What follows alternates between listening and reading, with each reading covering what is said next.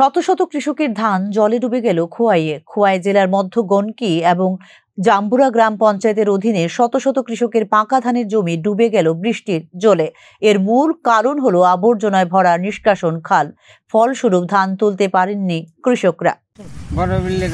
তলবাড়ি উজান থেকে জল আইতাছে, এটা আওয়ার তো যাই খোয়াইটা খোয়াই নদীত গিয়ে নামে মানে এই যে নালাগুলা দি ঘাসে জাম হয়েছে ধান খেত মধ্যে দিয়ে ধান খেতের আওয়ারের মধ্যে দিয়ে যাইতেছে জলটা যাওয়াতে মানে দিন বইরে গেছে ঘাসে বইতে থাকে দিনটা আমরা কইছি রেখা পঞ্চায়েত থেকে কইছি এই রেখা দিয়ে করাইতো, এটা অনেক করাইতেছে না। আমরা ফাঁকনা ধান বৃষ্টি পড়লই ডুবে থাকা আবার ডুবে থাকা জল তো যায় না ডেনে দিয়ে দিন জাম হয়ে বইরে থাকা এই আর কি। আমরা এটা পঞ্চায়েতে অনেক কইলাম, এটা তো করই না ঠিক। এখন আমরা ফাঁকনা ধান কাটতে তুলতে পারতেছি না ওর থেকে, এই আমরা সমস্যাটা বেতলাম।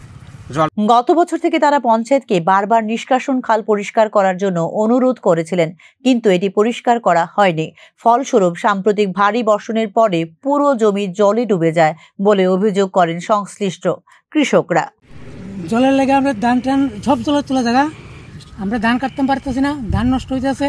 দিনটা পরিষ্কার করবার লাগি অতি সত্তর আমরা বৈশাখ মাস থেকে তারা বেড়াতে পারতেছি, তারা কেউ শুনে না, খালি কয় হয় না, পরে পরে না, আগে এমন খালি করে। আমরা ধানটা দিনটা পরিষ্কার করে না দিলে আমরা ধান রইতে পারতেছি না। সমস্যা কি হইতেছে? ওখানে ধান পাকনা ধান জলের তলে যেতেছে বলতে বৃষ্টি হইলে কি হয়? বৃষ্টি হইলে তো পুরো জলের তলে ধান কাটানো যেতেছে না, খুব কষ্ট হইতেছে। আমরা ধান পচে যেতেছে, মানে জলটা আইতেছে কই থেকে? জল আইতেছে তবলাবাড়ির সাইডের থেকে, উজান থেকে, আরো উজান থেকে আই বাইরে গিয়া খোয়াইটা নদী। এই দেখুন কি আওয়ারের মধ্যে একটা ইয়ে আছে, ড্রেন দিয়ে আছে, ড্রেন দিয়ে জল কাটে না, জলটা কাটে না, ড্রেন ঘাসে জাম হয়ে রয়েছে, হাড়ুন যায়, ওখানে খেতে খেতে জল যায়, ক্ষেতের উপর থেকে জল যায়, শেষ হয় না।